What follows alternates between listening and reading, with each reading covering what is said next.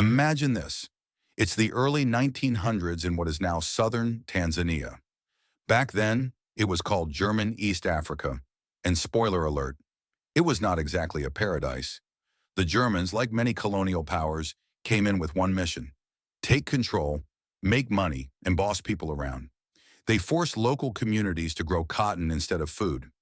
That's right, grow cash crops for export, even if it meant going hungry. Taxes were sky high, labor was forced, and the local people were basically doing all the work while the Germans sipped beer and shouted orders in starched uniforms. Enter Kinjekitile Ngwale, a spiritual leader, part prophet, part rebel starter kit. In 1905, he announced that he had been possessed by a powerful ancestral spirit named Hongo. Now, if you're thinking this is where things get weird, you're not wrong. Kinjekitile brought not just inspiration, but a secret weapon, a magic potion called Maji, Swahili for water. But not just any water. This, he claimed, would make bullets bounce off like rain. It was basically the spiritual version of a bulletproof vest. Word spread fast. People from different ethnic groups, who normally couldn't agree on what to eat for dinner, suddenly united. You mean this water makes me immune to German bullets? Count me in. Thousands of warriors dipped themselves in Maji and grabbed whatever weapons they had, spears, arrows, even clubs, and started marching toward German outposts with serious confidence and not so serious armor. At first, they made a real impact. Cotton fields were burned, supply lines were cut, and German officials started sweating under their fancy helmets. The rebellion was growing faster than a gossip story in a village market.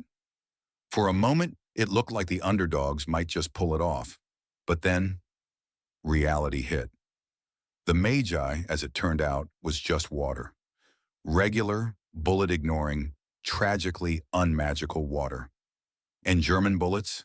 Very real. With machine guns and scorched earth tactics, the colonial army struck back hard. Villages were burned to the ground. Wells were poisoned. Crops were destroyed. And even people who had nothing to do with the rebellion were caught in the crossfire. It was brutal. And Kinjekitile? He was executed early on, but the rebellion carried on for 2 more years. By 1907, it was over. More than 250,000 Africans, most of them civilians, had died from violence, starvation, and disease. The rebellion failed militarily, but what it achieved in spirit was monumental. For the first time, over 20 ethnic groups had united against a common enemy.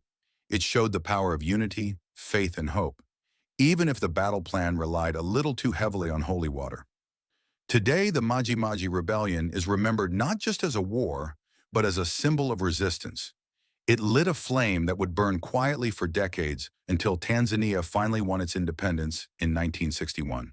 So while Maji didn't stop bullets, it did spark a movement that no empire could silence. And let's be honest, if you were going to stand up to one of Europe's biggest empires armed with a bucket of water and a spear, you deserve a spot in the history books.